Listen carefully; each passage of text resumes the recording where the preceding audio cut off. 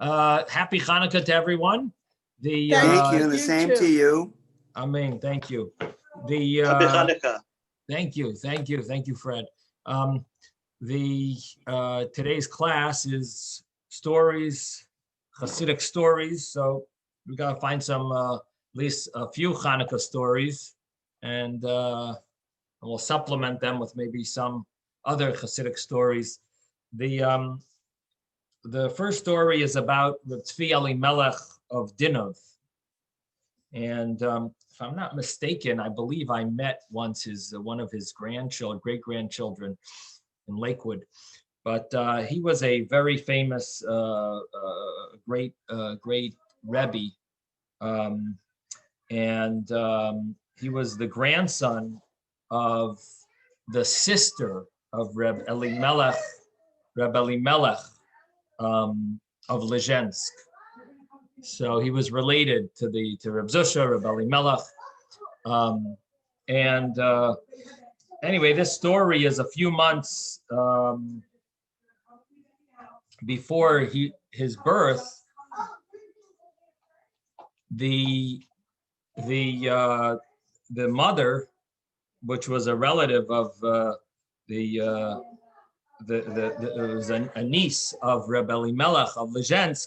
She went to her uncle, the tzaddik, and she said, "What should I name the baby if it's a boy?" And so the Rebbe, Reb Elimelech, he said, "Name him Elimelech." So she got all nervous because they're Ashkenazic Jews, and Ashkenazic Jews don't name the baby after someone who's alive. So she got all nervous. It sounds like Reb Elimelech is gonna pass away within the next few months before the baby is born, and then they're gonna be naming this baby after him. So she got all nervous that her uncle's gonna be passing away. You know, some of the great tzaddikim, they foresaw things they could see when they were gonna pass away. So when she heard from her uncle that she should name the baby Elimelech, it made her very nervous. So Reb Elimelech saw that she got nervous. And Reb Elimelech said, "All right, if you're nervous, so name the baby Tsveli Mella then. You're nervous, name the baby Tsveli Mella." So, so this way, he relieved his niece. And anyway, after she gave birth to the baby, she named him as she was instructed. She named him Tsveli Mella.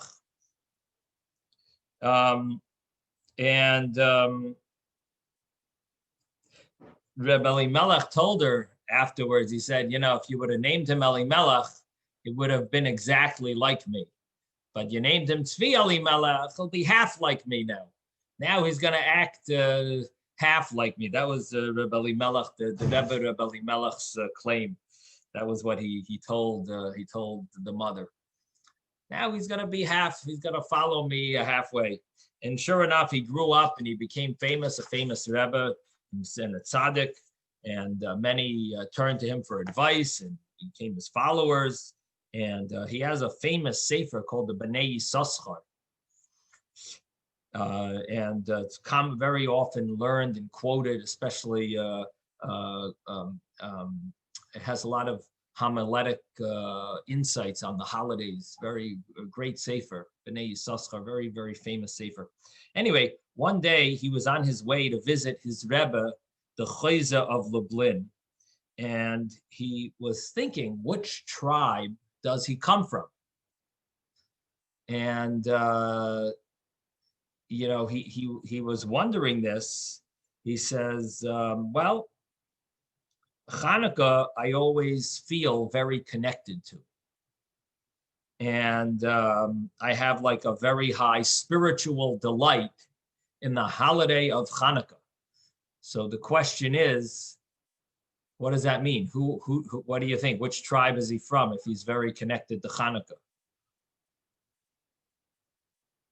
He feels very spiritually holy on Hanukkah. He must be related to the Chashmonaim, right? the Chashmonaim, those that fought the war. But he says, but I'm not a Kohen. Can't be, for the Chashmonaim were Kohanim. So he says, well, why? Which tribe am I from? I can't figure this out. I feel so excited on Hanukkah. Hanukkah's my holiday, he said. So when he went to Lublin, so he's on his way to his Rebbe in Lublin, what's the first question he's going to ask his Rebbe? Which tribe he's from. This way, maybe he'll get an understanding why he's so excited when Hanukkah arrives. So he arrived by his Rebbe, the Choyza of Lublin, the seer of Lublin, and the first thing he's about to ask his question, and the Choyza of Lublin beats him to it. He says, I want you to know you are from tribe Yisachar. And so he didn't even ask his question. And the Choyza of Lublin, in his vision, in his Ruach HaKodesh, he already foresaw that that was going to be the question. That was what was bothering this Reb Tsveli Mella of Dinov. And so he told him straight out. He said, "You're from the tribe of Yisachar." And now, why do you experience? Yisachar was one of the 12 tribes. So he says, so why do you experience such excitement on Hanukkah? What's so unique about Hanukkah? So he says, in the time of the Beis Hamikdash, you were a member of the Bezdin that the Chashmonaim, those that fought the war against the Greeks, they were called the Chashmonaim. They were priests, they were Kohanim. And you were a member of the Bezdin. They had a Bezdin that they consulted with, and you were a member of their Bezdin because they had members from the tribe of Yisachar. You were one of the members, and that's why you're so excited when Hanukkah comes around. It's known that Yisachar had a group of very high-level scholars. So this is why he titled his book, the Bnei Yisachar, the sons of the Yisachar, because he found out from the Choyza of Lublin that he's actually from the tribe of Yisachar. So anyway, so the point of the story is that, number one, we see the vision of the Choyza of Lublin, that he foresaw the question that Tsveli Mella had, and he answered him. He knew the answer. He knew what tribe he's from, and he also knew why he feels a certain joy on Hanukkah, why he feels a certain unique joy. But I think what it also is telling us is that we should be more sensitive to our feelings. Which holidays do we find ourselves more connected to? We should feel a certain feeling. We shouldn't just be the cold Jew that we follow. We do the lip service. We do the like the Menorah. We do the Haggadah on Pesach. Do we feel ourselves connecting a special connection with any specific holiday? I think it's important for us to be more in tune with our feelings, with our spiritual feelings. And this type of question, I think the fact that this story has been repeated, I think it says something that we really should, maybe some of us feel very connected to Hanukkah, maybe to Purim, maybe to, and of course, someone who's a big drinker, they like alcohol, they're going to say Purim is their holiday. But that's not, I don't know if that's what we're talking about. We're talking about a spiritual connection, not the fact that they like alcohol. Just liking alcohol doesn't mean spiritually you're really connecting with Purim. But I think there's something there in this story that tells us, we should be more in tune with our feelings. Just like, in life, it's good to be in tune with your feelings, know yourself. Spiritually also, we should try to know ourselves better. So that's the first story. If anyone wants to share any of their thoughts, you're welcome to. Yes, Will. Well, let's see. I thought that outside of Judah and Benjamin, the other tribes are called the 10 lost tribes. How would we have a descendant now from one of them? So the way it works is that the tribes that were exiled first were and we never found them, were the 10 tribes, like you're saying. However, there were many individuals that were not necessarily home when all those people were exiled. And so there were numerous people that were en route that were able to escape, or that, and that ended up hanging out with the other tribes that were not exiled with those 10 tribes that we lost track of. And his ancestor was in the base din, so he would have been located in Jerusalem. Right, you would think. You're right. He would have been located in Jerusalem. Somehow he was on leave and was able to. But then again, the 10 tribes. I mean, it didn't. They weren't exiled at the time that of the story of Hanukkah. So it's not the timeline is not. It's not connected. Okay, yeah. It's not. Okay. Any other question? I have a comment before I let go of my. Sure. Unmute. My grandparents on my mother's side are from Dinov. Really? Oh. Yes. Boy, you have big shoes to fill. They weren't religious though. Well, they were from the same town. From that town, but somewhere back they were. They're just your great grandparents or great were religious. So they're likely, because they're from Dinov, they're likely to have been from the same tribe of Issachar. Well, no, they're likely to be connected to one of the Dinover Rebbes. Oh, okay, right. That's my thought, that he was the greatest scholar in that area. Oh, what period? What years are we talking about for Tsveli Mella? Well, that would be like the same time as the Chose of Lublin, right? So when, yes.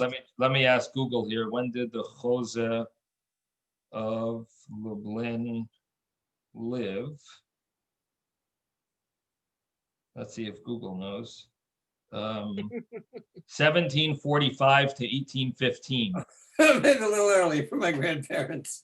So that's what I'm saying. They probably but his children and grandchildren all were Rebbes. The Dinover Rebbe. Yes. So chances are they might have, if they lived in the same town and people didn't travel as much, then now you just you just hire a moving company. Those days, people could have been in the same city for generations. Anyway, so that but very, very, very interesting that you that you come from that area. Okay, Yehuda, yes. Yehuda. Yeah, on the first story. Yeah. You said when they asked oh boy, that he said to name him after him. Wasn't he Ashkenaz? So that was why she was feeling very nervous. But yes. He didn't say name after me. He said name him Elimelech. And she understood it, that it's naming after him. But isn't that obvious? Not necessarily. Elimelech he's not the only Elimelech in the world. It's also a nice name. Okay. Right? And there must have been who was he named after? Right? So there must have been other Elimelechs around. It's not a new name from from Rabbi Elimelech of Lezhensk. He just said name Elimelech. Now, it is an interesting thing that he said that. Don't get me wrong. And it's surprising. But the thing is, he said that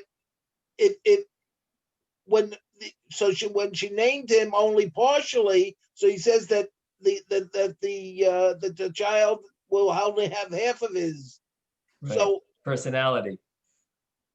So what does that mean? Was he just saying that he's going to, I don't, that's something I don't know.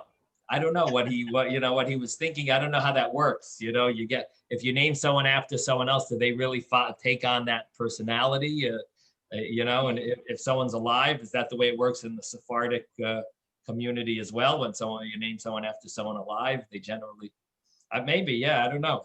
It's an interesting thought how he had a Sephardic blood in maybe this child. I don't know. Maybe there was some Sephardic. It's a good question, and we would have to ask Tsveli Mella how that works. Fortunately, he's not here. So, Rabbi? Yes, Ben. Yeah, I wanted to say I heard that names are important, and you don't name somebody after a person that had a very bad life or was very sick. Right. Because you do get something from the name. Right. Right. So it can be good, it can be bad. It depends on the situation. Right. Right.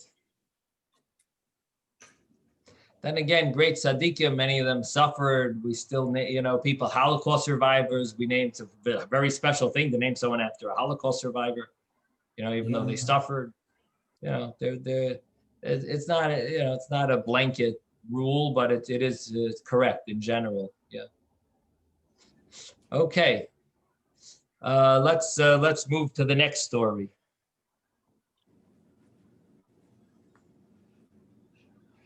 So the next story is that there was a great Rebbe, Reb Yitzchak Isaac of Zidichev, something. And he always had in his house very simple things. He never furnished it with expensive materials, expensive furniture. And the only thing was, for certain mitzvahs, he had expensive things like menorah. He had a silver menorah. He had a special kiddush cup. And Havdalah box, spice box. He had maybe silver, I don't know. And, for certain mitzvahs, he had maybe his Shabbos candlesticks were nice silver candlesticks. He even had a watch that had Hebrew letters for a time. And that also he had. But other than that, his house was bare. It was very empty and nothing too expensive. And one of his wealthy Chassidim won a special silver table. And he wanted to give it to his Rebbe, the Tzaddik, Reb Yitzchak Isaac of Zidichev. And so he brought him the table that he had just won. And he said, I don't want it. I don't have any expensive furniture in my house. That's it. I don't want it. So his son said, what about using it for a mitzvah? Let's use it for the menorah on Hanukkah. You could put the menorah on top of this nice silver table. And it would be part of beautifying the mitzvah. You have a beautiful menorah on top of a beautiful table. You beautify the mitzvah. It would be special. It's supposed to, contrary to what most people think. I've sold many mezuzahs to people, and they want the cheapest. But that's not really the appropriate way to buy a mezuzah. I've sold tefillin to people also because, when you convince someone to put on tefillin or to put up mezuzahs, so they ask you where to buy them, you have to help them buy them. So often they say they want the cheapest tefillin. What's the cheapest? Okay, that's what I want. So the thing is, really, it's a mitzvah to it's a mitzvah to beautify your mitzvahs. So you shouldn't go be satisfied with the cheapest. You're supposed to get the most beautiful. So the same thing is with regard to Hanukkah. Just putting a menorah, beautiful menorah, but just putting on a regular table, beautify it. Nice, expensive silver table. Have a beautiful, make it beautiful, beautify. And this is not even the actual mitzvah. It's just a pedestal for the mitzvah. How about the, mezuzah for sure? That is the actual mitzvah, the tefillin. For sure you should buy beautiful stuff. So he said, let's keep the table. So the tzaddik said, okay, but he said, only on Hanukkah. I don't want to have the table a whole year round. So it ended up they kept the table in his son's house for the rest of the year.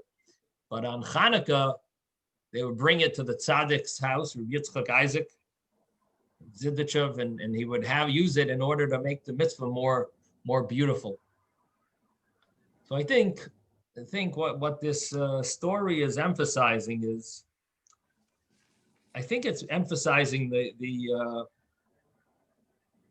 something that it says in Pirkei Avos, that the more possessions you have, the more worries you have. And Rabbi Yitzchak Isaac did not want to have these extra possessions that are expensive, because he felt, more things to worry about. It'll get damaged, it'll get stolen, it will get, get ruined. What do you need all the extra? The more possessions you have, the more worries and the more white hairs you get from all the worries. And the higher the blood pressure. So based on that Mishnah in Pirkei Avos, he didn't want to have anything extra. When it came to mitzvah, okay, for a mitzvah, I think that's a part of the equation here. I think the other point is how important it is to beautify a mitzvah, even though it went again. He didn't really want to deal with this extra. He didn't want to be given a gift, which is another point. There's an idea in Torah not to accept a gift, even though we all do it. But the Torah, there is a statement in the Talmud. The Talmud says, "Soine matonos yichya." If you hate gifts, you will live. And what that means is that even though we like getting gifts and winning things, but the greatest pleasure is really when you have what's yours that you earned, not getting gifts. And there were tzaddikim that never accepted gifts. That was their thing. They didn't want to ever accept anything, because when you get a gift, you sort of owe back.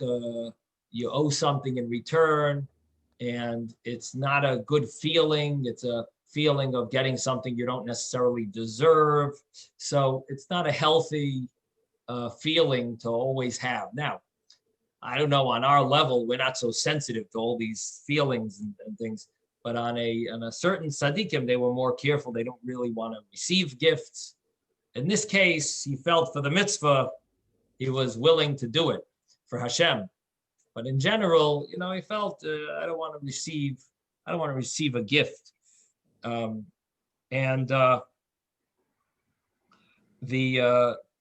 other idea that beautifying a mitzvah,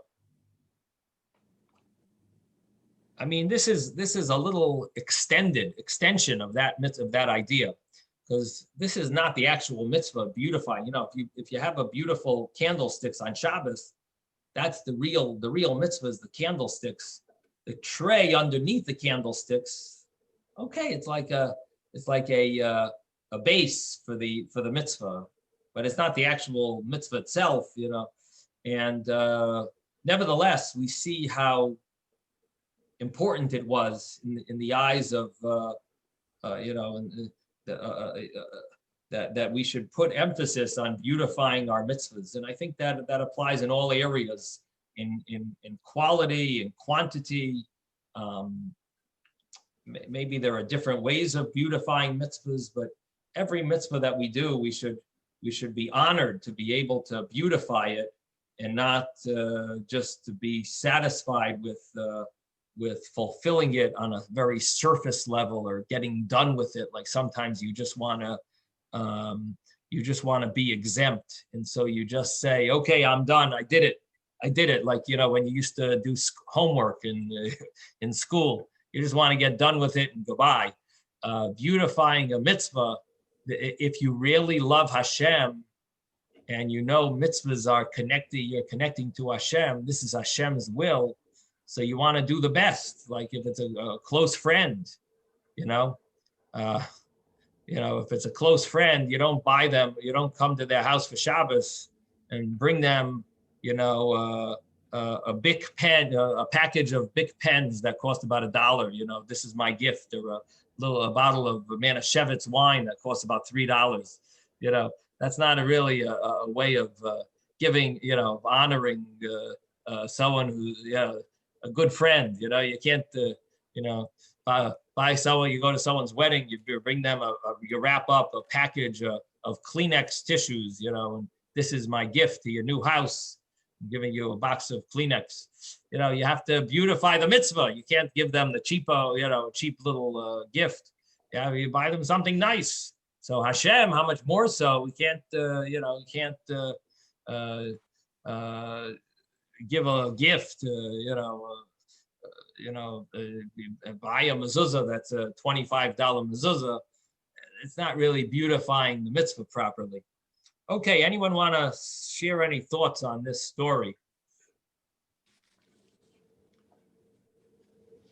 If you give a box of Kleenex, it's a simon for a successful chasana so that they shouldn't blow it. Very nice. Very cute. I don't advise anyone to do that, by the way. You won't be invited to the next wedding in that family, I'll tell you that. But okay, the next story is also a story of Reb Yitzchak Isaac of Zidichev. He had a son who had just gotten married, talking about weddings and marriage. His son just got married to the daughter of a Reb Avram of Stratin, who I believe was also maybe a Rebbe. So when he was staying in his father-in-law's house, and that was customary in those days, that they would often live at their father-in-law's house for a while. So he observed that his father-in-law spent a lot of time singing many songs for Hanukkah.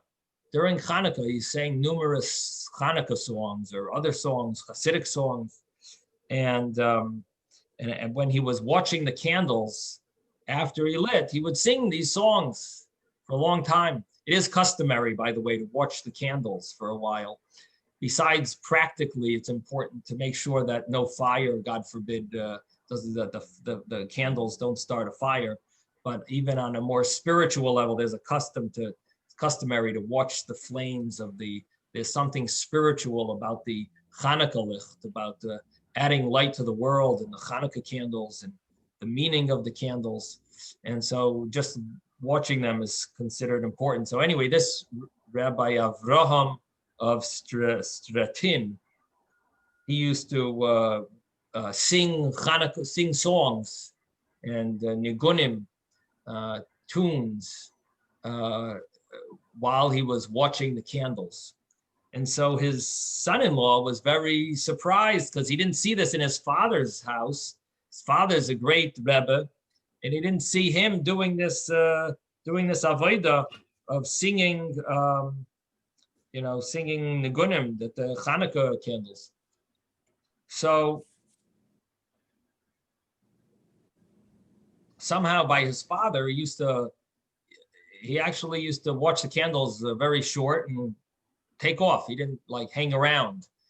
And so he decided he'll ask his father, why is it that he rushes, he like lights the candles, maybe waits there a little while, and that's it, and he's gone. And so he asked his father this question, and his father said that it is a miracle that when I recite a bracha over the Hanukkah candles, I am not burned up together with them. You think I should stay by the candles for an hour? That was his answer. And what that means is, along the lines of the first story that I mentioned, that this rabbi, this Rabbi Yitzchak Isaac of Zidichev, he was very, very inspired by the Hanukkah candles. It was a great mitzvah for him. He felt very connected with, I mean, maybe all mitzvahs, but this mitzvah also, especially so, this mitzvah of Hanukkah candles. And lighting the Hanukkah candles, it brought out such strong feelings of love for Hashem, because Hashem made all these miracles for us, and the closeness and besides the miracle of the war, the miracle of the oil, and the tremendous, the salvation for the Jewish people, Hashem's presence, the Shekhinah is resting among the Jewish people. So it brought out such feelings that he said it's a miracle that I'm not, that I don't get burned up in the flame. And what he meant is, in his soul was on fire. It's a miracle that he's able to control that flame with being able to stay back on earth, and not his soul not expiring and wanting to connect to Hashem during the mitzvah. This idea is brought in the Tanya in numerous places, where you have the fire of the soul, but then you have the water, which sort of gives the soul a little more grounding and lessens the fire so it doesn't want to expire. In other words, the fire of the soul wants to leave the body almost.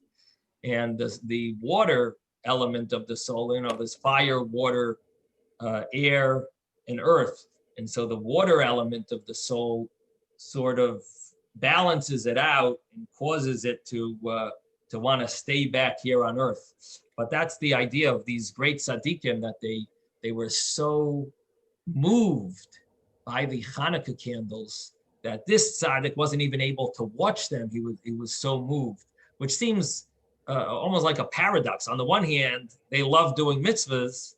On the other hand, he was able to see deep into the mitzvah that it actually caused him to have to leave. He couldn't handle the great light. It was maybe too much. He saw so much, but yet he couldn't handle it.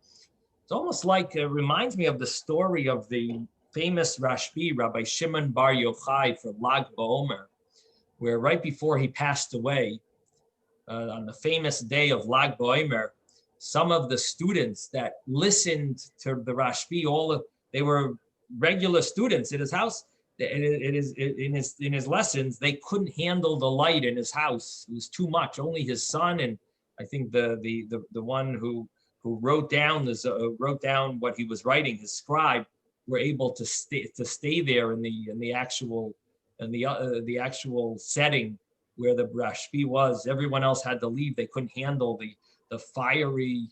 It was just so powerful. So they saw, what is that? They what did you say? They saw the great light, but they couldn't handle it. So they had to go out of the room and out of the house. And so anyway, the Yitzchak Isaac of Zidichev, he was so moved by the Hanukkah candles, he almost like couldn't handle the great light, or his great love because of his great love for Hashem, he had to sort of like go away. It also reminds me of the two children of Aaron. We know that they brought a fire in the Beis Hamikdash, that they in the Mishkan, in the altar, in the tabernacle, they weren't supposed to bring, and it was because they had such a great desire and longing to connect to God. And in the end, what happened was their soul left their body. They were so excited over God that they brought this sacrifice to God with such ecstasy and excitement and happiness and joy that their souls left their body. And although that's not the appropriate thing and that's not right, but they were on a very high level. And they did reach a level of love for Hashem that like transcended their body, and they actually died because they expired. So the Rabbi Yitzchak Isaac, he sort of was so excited over the Hanukkah candles, but on the other hand, his mechutin, his son's father-in-law, he used to enjoy the light of the Hanukkah candles, and he would sing and hang out with the Hanukkah candles, which is the common custom, to hang out with the Hanukkah candles.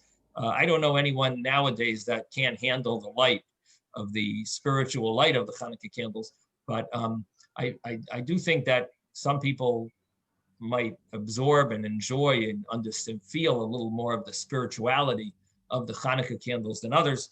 But in any event, I think this story brings out this idea that tzaddikim have certain connection. Well, everyone has a connection to certain mitzvahs, and they feel more close to certain mitzvahs, and that's one point. And that great tzaddikim are able to see things, and they put their whole feeling into it, and we should, I guess, try to learn from that. Anyone want to share any of their thoughts about this story?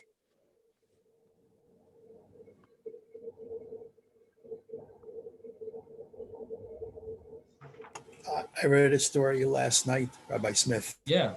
About Rabbi Tsveli Mella Lozinsk. Yeah. And he was sitting by the Tish with his Chassidim, and one of the Chassidim there, who became a Rebbe himself, Rab Naftali of Ropshitz, sensed that the Rebbe in his Devekus was about to maybe leave his body. So he stood up and made some silly remark to break up the Devekus and the ecstasy. And then all of a sudden he realized what he had done, and he ran out of the house.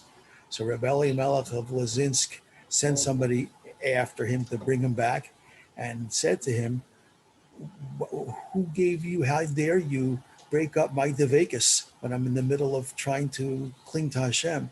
So Reb Naftali of Ropshitz said, "Rebbe, we need you here on earth in Olam Hazeh, in this world."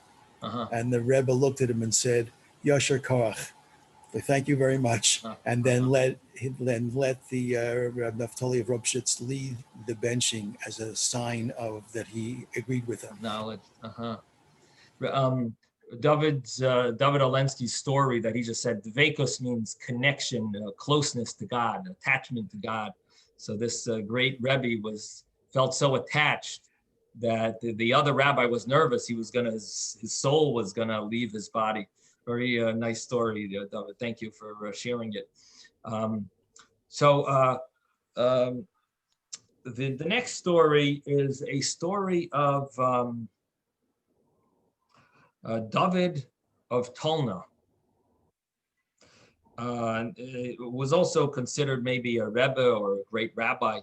And whenever he lit the menorah, it was always a great event. They made a great party. And the story happened. Well, he had a golden menorah. First of all, it was gold, and it was very artistic. The craftsmanship was just unique, and his Hasidim would always come to his house, and a lot of singing, And it was a great event. So on the first night of Hanukkah, one year, they lit the menorah, and right before the Rebbe lit the menorah, he turned to one of his Chassidim, or one of the people there. He says, "Look here," and he said,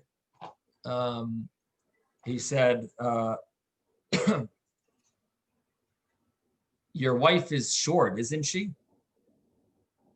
When you want to speak to her, what do? Do you bend over towards her, or does she have to jump up to listen to you or raise herself up?"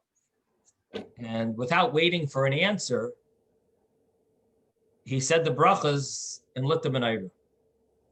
So, of course, everyone was very surprised. What is this? What is the meaning of this story? Wife being short, you bend down to speak to her, and or does she climb up or stand on a stool or something? And they couldn't figure it out. But there was a relative of this Rebbe. His name was Mordechai Dov of Staple, something like that. Staple, I think.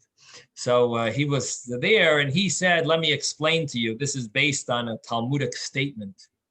The Talmud says, it says in a few places that Hashem's presence, the Shekhinah, never lowers itself below 10 tfachim.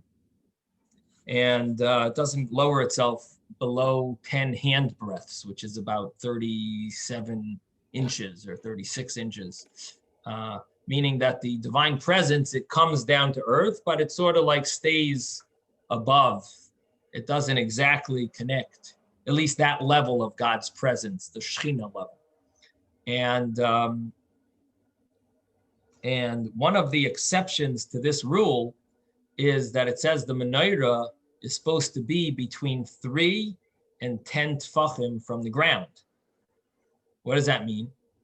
That you have a mitzvah that you have to do near the ground below the 10 tfachim. It means that for the mitzvah of menorah, God's Shekhinah somehow sort of like lowers itself below the 10 hand breadths. For God's divine presence, it lowers itself. So this is a unique mitzvah of, I guess this gives us a little insight now that we look at now tonight when we light our menorah, you can have a new, besides all the other stories that you get, about you seeing the way the great tzaddikim used to feel when they lit the menorah. Now we're going to learn something new now, that the menorah is supposed to be between 3 and 10 tfachim, at least preferably it's supposed to be that way. So because the Talmud says that, in other words, because the Talmud says that the Shekhinah doesn't go below 10 tfachim, and we know the menorah is supposed to be between 3 and 10 tfachim, which means below, close to the ground, between 3 hand breadths and 10 hand breadths. So what we see is that the Shekhinah sort of it descends lower than it normally is supposed to.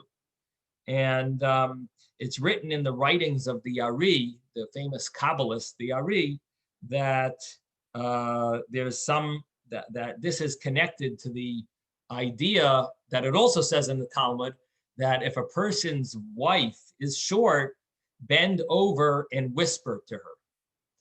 And the Talmud there is not talking about menorah, it's talking about in general. Sometimes the person should respect his wife and listen to her. Sometimes you're not supposed to listen to her, and that's the Talmud. It deals with that. It's an interesting statement of the Talmud that if a person's wife is short, you should bend down and listen to her or whisper to her, meaning sometimes it's important to take your wife's advice.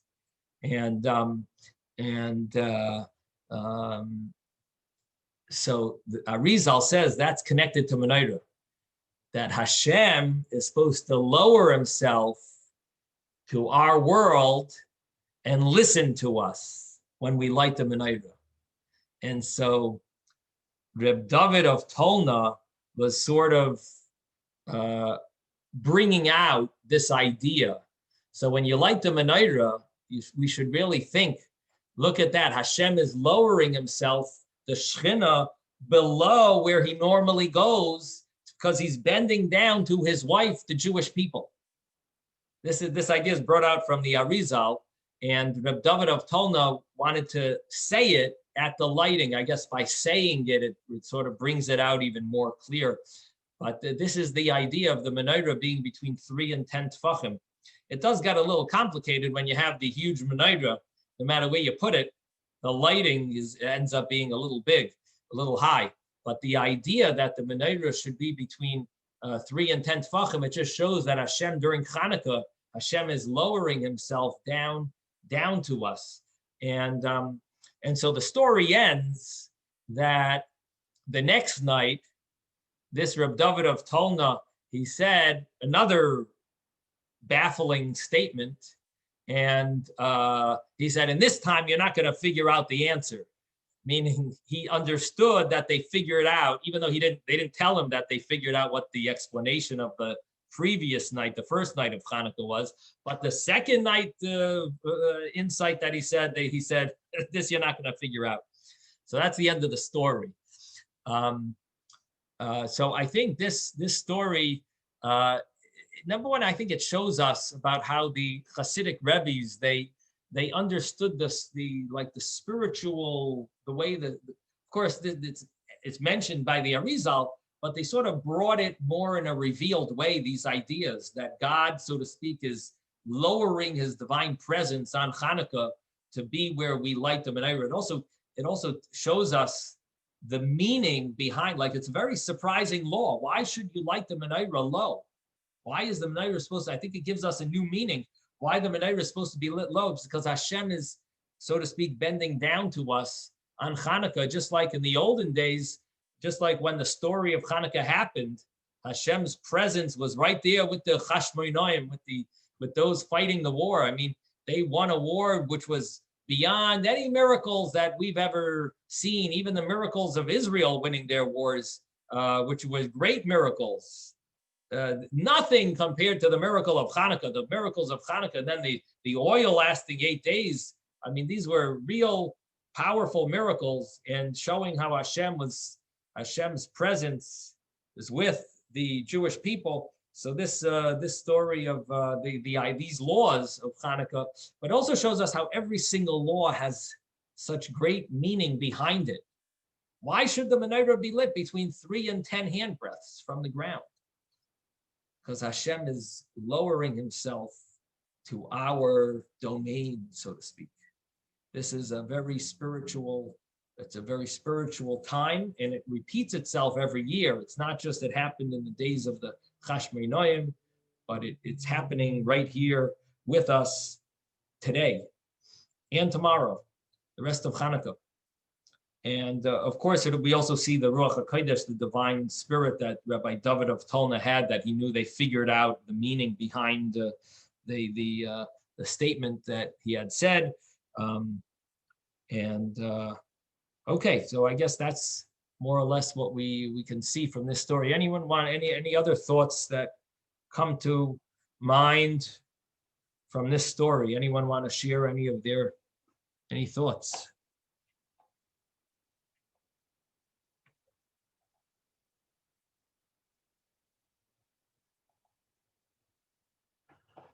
Okay, we got a quiet crowd today. Rabbi? Yeah. Rabbi, if you don't mind, if you have a minute, if you can tell me what was said, I missed a couple minutes, what was said before Elimelech told the woman to call her son Elimelech.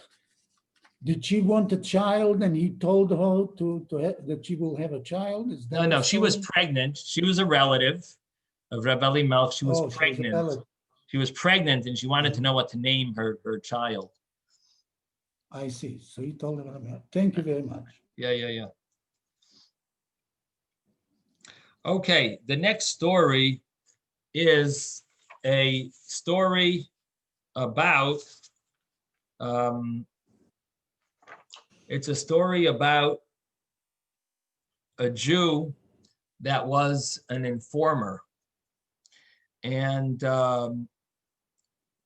we know, of course, one of the worst sins that a person can do is inform the government on another Jew. And one of the Being Moshe on someone, right? Meiser, yeah, that's the term. The term used is Meiser. And it's always, people always have this question if the government is offering to hire someone as a, let's say, a tax lawyer, are you allowed to take the job? Because you might get other Jewish people in trouble if, God forbid, anyone ever does anything wrong on taxes and you're assigned that case. You be considered maybe like a informer. So it's not so simple.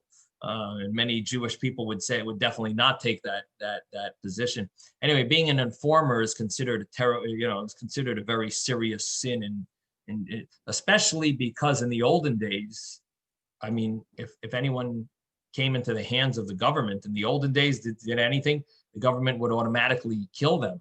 I mean, it was like it was almost like a death sentence. So you were almost like killing your brother. And the truth what about to become a policeman even now? What would be the situation? Well, I don't know that, that's interesting. I guess that could be questionable. Yeah, interesting. I never thought about that. I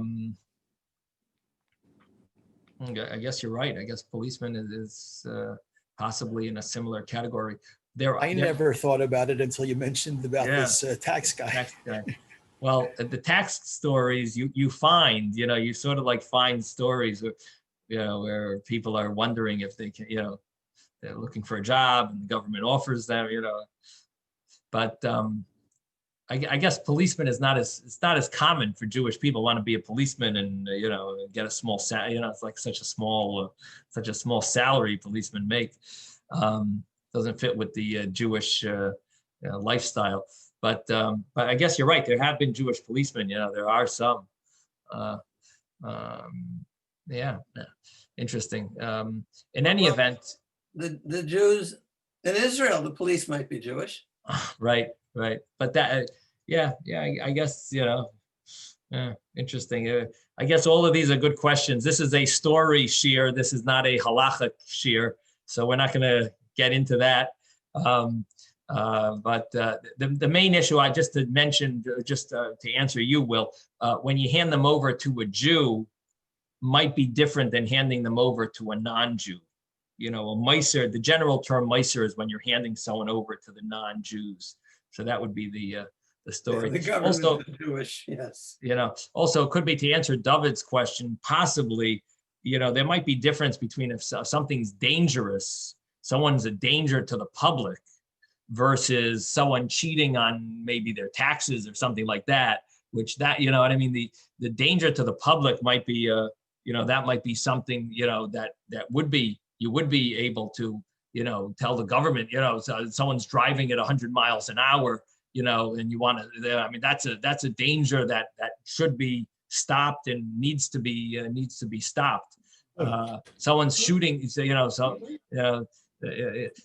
certain things would not, not necessarily fall into this category, but so the common case would be more like a tax type of case. But again, a person should ask a rav someone should ask a rabbi who deals with these type of laws and specializes in them before they take on any positions like that.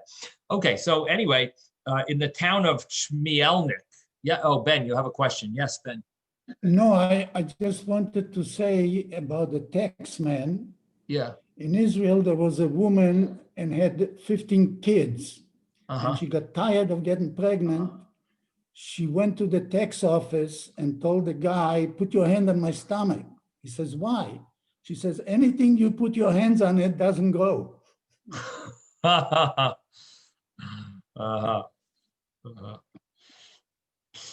Okay, so the Polish town of Chmielnik, there was a Jewish, there was an informer, and he was bringing numerous problems to the Jewish people, and the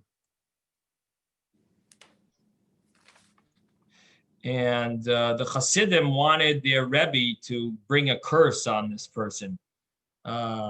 So they brought a kvittel, which is like a note that they would hand to their Rebbe, and asked the Rebbe to curse this, because he was bringing such tsaras to the people, the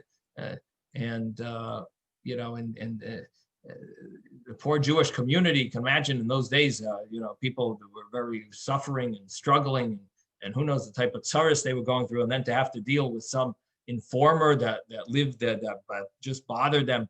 So they brought a kvittel to their Rebbe to pray for the death of this informer, or some curse. So he read the note. The Chayz of Lublin read the note, and he said, "What do you want from this man? His face is shining like the face of a kohen that offers sacrifices on the altar."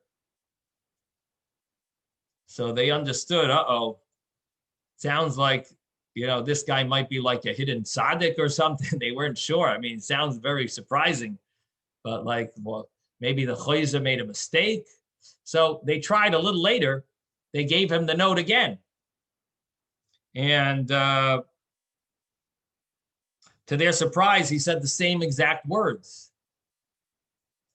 So they figured, this is a serious, very sad, something's wrong here, because we're writing that he should curse this informer, the Meiser, and he's claiming that this Meiser, this informer is a righteous man, is like a holy person. He's got a shine on his face, like a kohen bringing sacrifices on the altar. Something's wrong. So a few days later, they put the same note in front of their Rebbe, and he said, "Okay, yeah, I'm going to curse him." And he uttered a curse, so to speak, whatever that means. And he mentioned, we do not save the life of an informer. And anyway, the Hasidim couldn't understand what happened a few days earlier when he refused. He says the guy has a face shining like a kohen bringing a sacrifice on the altar. So it turned out that they discovered that on the day that they handed the note to the Chayza of Lublin, to the seer of Lublin, this great tzaddik, that man actually was circumcising his son. He had a baby 8 days earlier, and he was doing the bris on his son. Yes, even an informer, they would do bris on their son. That's, and so the sages say that when you bring your son into the covenant of Avraham, into the Jewish covenant, it's like you are bringing a sacrifice on the altar. And so when he was doing that mitzvah, they couldn't, or even maybe that day, he couldn't, the Chayza of Lublin saw him as if he's a kohen, as if he's a kohen with a radiant face doing a mitzvah. And only afterwards was he able to actually curse him for, as an informer. But while he did the mitzvah, or during maybe within that time when the ceremony was happening, or maybe that day, he wasn't able to, he saw the spiritual element of the mitzvah that was surrounding him, that the aura of the mitzvah, and therefore he could not say a curse against him. And what we see from this story, I think, is that even no matter how bad a person is and how serious a person sins, when they do a mitzvah, their face can shine like the face of the kohen in the Beis Hamikdash, in the temple, bringing a sacrifice. Okay, if anyone would like to share any of their thoughts on this story, you may.